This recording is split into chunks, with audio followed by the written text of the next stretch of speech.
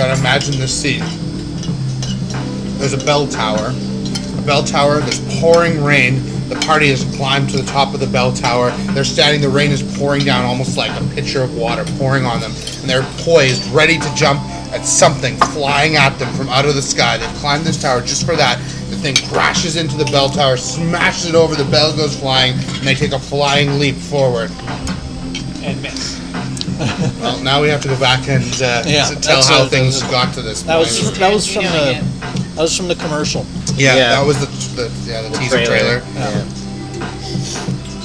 Now, that exciting scene will be accompanied by this easy listening. I don't think the phone picks it up very well, though. Which is a good thing. Yeah, that was good. The recorder used to always pick it up, and then you'd be like, every once in a while there'd be this weird music in the background. So anyway, there was a bit of retconning at the beginning of the session. John realized a few things that happened last session that should have happened slightly differently. Yeah, because we just kind of whipped through the end of last session, so I just wanted to inject a few things. We've been so off the rails with this campaign that we're just zigzagging all over the place. So anyway, I think one of the retcons was that we found a survivor. Yeah, so... I'm actually a bit behind. Oh. Well, we can... I don't know how about how we missed some sessions, actually, so... He's missed one telling, but I don't want to go through it too much, but basically they left Greybridge, and they're chasing this black thundercloud that seems to be related to the burning villages. Okay. You can listen to the previous telling to get more. They found some burned villages with no survivors, except apparently... Yeah, so it seemed like there were... Pains had been taken to make sure there were no survivors, like everywhere, like survivors have been shot while they're running away. But after going for 3 weeks, they eventually, and asking in every town that wasn't destroyed, they did eventually find a survivor. And it seems somewhat likely that at least one person would survive. Unfortunately, he didn't have a whole lot of information for us. I can't remember what the details he revealed were. It was mostly stuff we already knew. Not really, because... Wasn't it? Yeah, because it actually changed things. I remember because... So you had been told when you headed out that this guy had come back into Greybridge as survivor, and he said that this guy wearing normal clothes had come into the town, opened a wooden box, and fire rained from the sky. Yeah. We didn't get the wooden box story from this guy. This guy said that a huge storm came up. It was raining really badly, thunder and lightning. All of a sudden he wakes up to screaming. He goes outside, people are running in the streets. There's fire coming from the sky. It's pitch black. You can barely see anything. You just barely see a few people glinting from the fire pouring from the sky, getting shot by arrows. And then something crashed into his house and it collapsed on him. And he was knocked out. Woke up in the morning and like everyone was dead. He searched around and it was much more depressing when I was role-playing this because he was very depressed, but I'm just, giving the Coles Notes version. Yeah. He found the bodies of his children, but he could not find the body of his wife. And so he was off drowning his sorrows. They asked him what his plan was, and maybe you should use your money to, get a new house. And he's like, I don't know, I'm just gonna, my plan is basically drink until I'm out of money and then figure out what I'm gonna do. Yeah.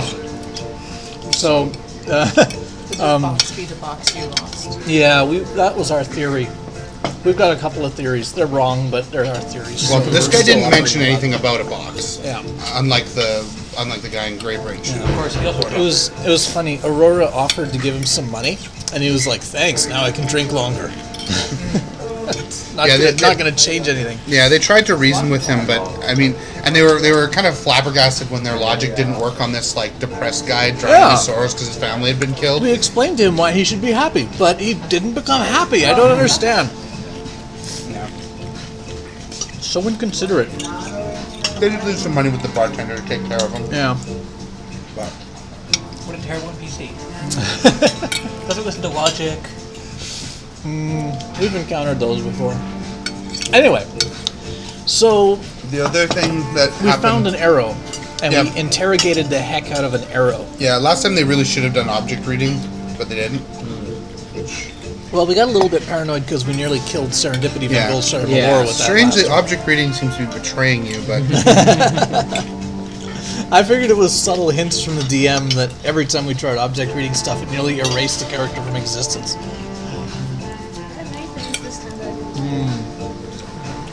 So, we found one of the arrows that had been shot into one of the people that got killed. And we asked you all sorts of questions about, go show us a picture of when you were fired. Show us a picture of when you were made.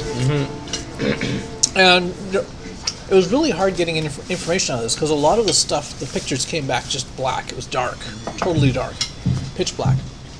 all of them first off had some kind of enchantment against them, so Serendipity had to make an Arcana check or just get pure blackness. Yeah. But then she actually was doing really well. She made almost all of them. Yeah. But it was still dark in a lot of the scenes that we got the images of. Yeah, like there was this, when it was fired, they saw, just it's pitch black. There's something glinting. There's some firelight that's causing the arrow to glint, and they can see kind of like the shape of maybe an arrow slit glinting in the firelight, and that's about it. Yeah. And like that's most of the things they asked were like that. Like it was just the slightest glint of light or no light. Yeah. But we did eventually sort of get the feel that these things were fired from an arrow slit in something that was some stone structure that was hovering over the town. Like an inverted spire or something like that, hanging over the town. So we figured, okay, the stormcloud has a flying castle in it. We've never heard of flying castles before, but apparently there's one in there. So The only explanation. well, yeah, it's an inverted stone spire with an arrow slit hanging over the town being destroyed, and yeah, it seems likely that there's a flying castle. We suppose it's a one-time thing. Huh? We suppose it's like a one-time thing. Well, anyway, I mean, there's cities that crawl around on tracks in this world, so flying castle is not that far away. So then we come back up to where we actually left off. This was all retcon stuff that should have happened last session, but didn't quite. The other thing was, last time I said that they found the four guards who were chasing the stormcloud dead, but I said no, you only found 2 dead. The other 2, there's no sign of them. So anyway, Because that was something I just rattled off at the end of last session, Yeah. but then realized it should have been different. yeah. So now the actual start of the session. We got ahead of the stormcloud. We rode around it and got to a town that was in its path. And then we waited there to be destroyed so that we could find out how it all goes. Yeah, it was a town that hadn't been attacked the previous time, so it should be safe.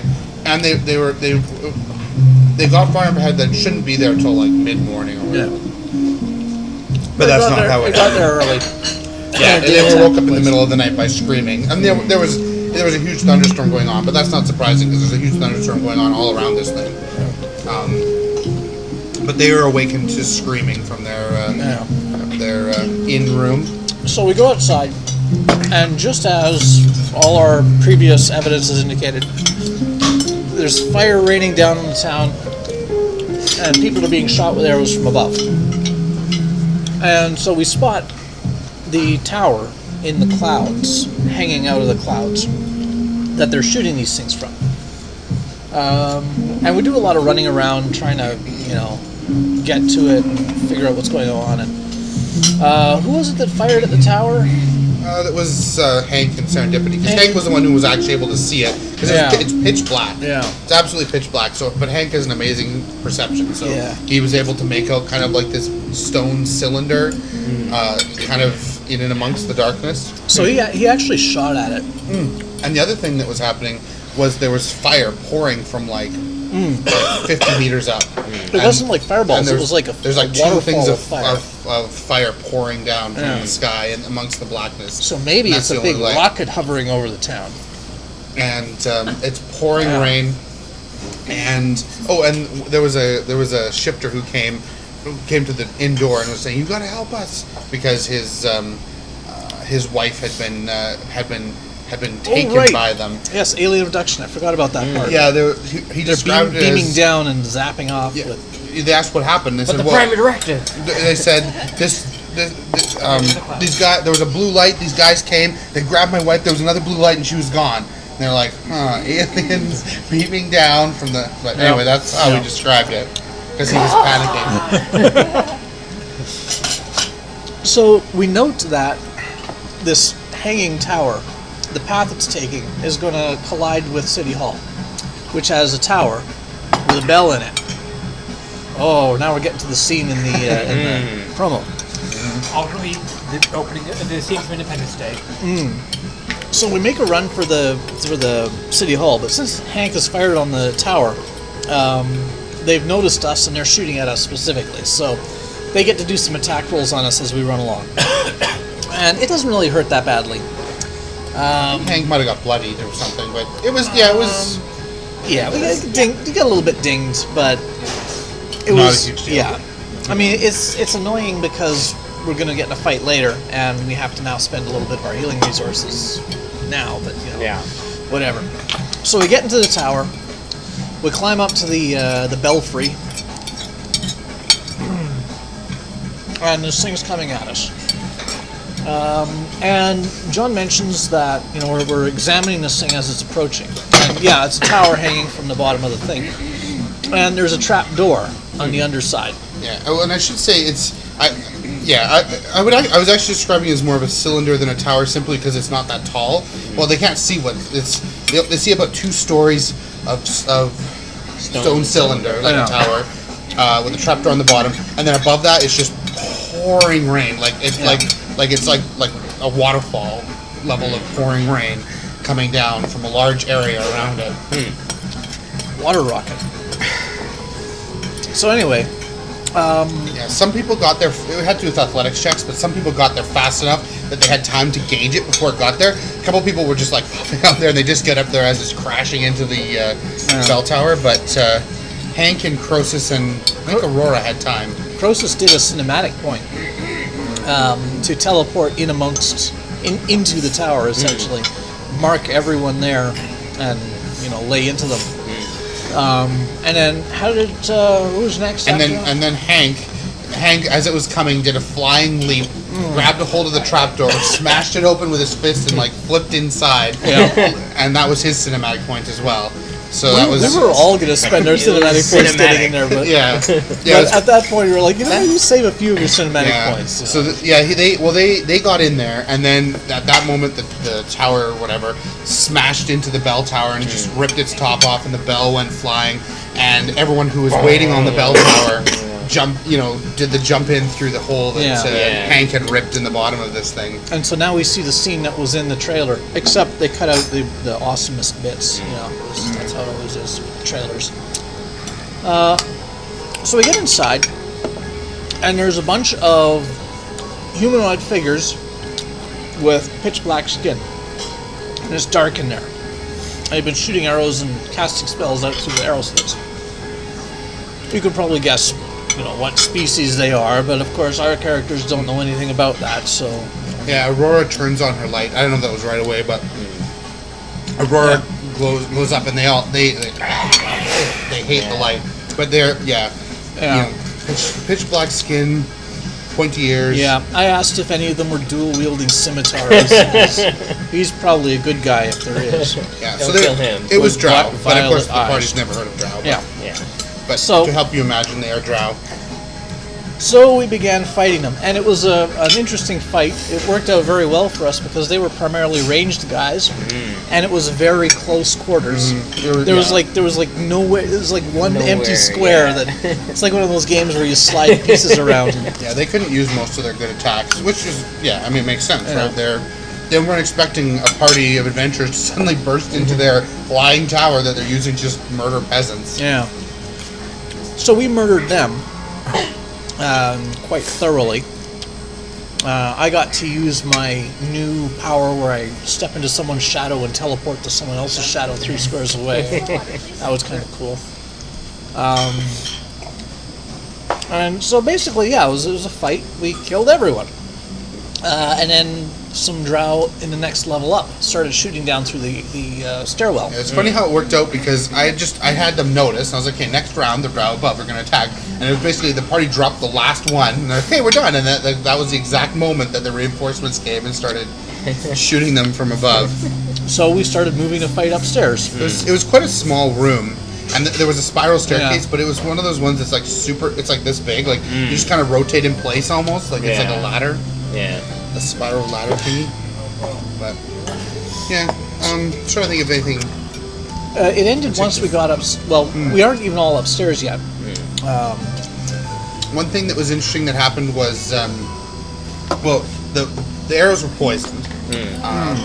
But no one really succumbed to that in a major way. And some of them were arrow guys, and some of them were spellcasters. And the spellcasters would cast this black lightning spider web throughout the room, and that one was really nasty. Yeah. And if you moved, it would hurt you. It was bad, and they shot black lightning and whatnot, and they put lightning on their hands and grabbed you. So they were very black lightning based. And the other guys just shot poison arrows at you. But was it necrotic and lightning damage? Yeah, I think so. Yeah. But really, it wasn't that. I mean, we've been hurt. You know, we got to do a little bit of healing and stuff. But we had the advantage throughout the fight because these are all ranged specialists in a small room right up next to us. Yeah. And they're all marked by Croesus, and Hank's right next to them, and we're all telling Hank, "Go on, hit him again." And, yeah, you guys definitely had the tactical advantage of that situation. Yeah. So at this point, we're like, yeah, we'll just kill all the drow, and then we've got a flying castle. I'm sure it'll be that easy. No, once again, I think that we have dived into a portion of the campaign that was meant to be level locked for a later time. Yes. But here we are. Well, who would guess that you jumped into the castle tower? Yeah. You're not supposed to have flight until you're Paragon. Yeah. I don't know if we were supposed to have even found out about this tower just yet, or if it was supposed to be like, oh yeah, there's some towns that got destroyed. Maybe later we'll find out what happened. Yeah. But no, we doggedly chased that stormcloud down. Yeah, now you're inside. Because we thought it had our box. I thought you wanted to give up on the box. I can't wait till I send my next report to Kalidar Durago. I'm like, yep, there was a flying castle filled with drow destroying villages. Turns out it was a dead end. Box still not found. It stopped the investigation. Yep. We determined that they didn't have the box inside. We let them all go on their way. You were the worst. We sent them on their way. Just carry on. Sorry. Sorry. My My bad. idiom.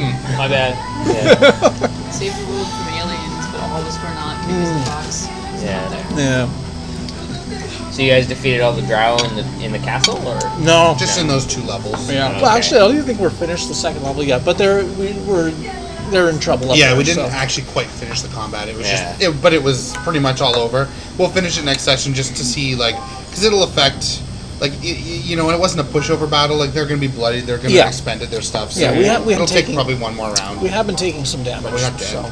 Yeah. And there may be other drow in this place. Probably. Yeah, they've seen 2 floors, and they can see the spiral staircase goes up to some other floor. Right. So there may be a 3rd floor. Or 4th or 5th floor. I'm not going to go out on a limb on that. That's a little bit... You know, I think that we might have gone slightly astray here. There's this giant flying castle in a stormcloud destroying cities, populated by mysterious dark-skinned humanoids who may be kidnapping people for unknown reasons and killing all the rest. But I don't think they have anything to do with that box. We may be in over our heads here for something that's not really our business. I advised everyone that we probably shouldn't come up here, but we're up here now, so I guess I'll do my best. So, we've determined that this thing isn't any weird supernatural weird cloud. It's actually like a fortress flying in the sky. which is weird, but okay. We got to take this thing down. How? We'll have to storm it. We'll have to actually get in there and take it by force. Okay, let's go. Guys, everybody, it's really dark in here. A flying fortress? It's just not natural. Windows and stone walls, and stone does not fly. Usually. And rain falling from it?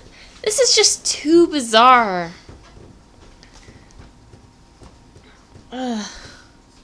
Why is everything bizarre with this party? It's strange. Yeah. Doesn't make sense. And I'm a mage, so I should know what doesn't make sense.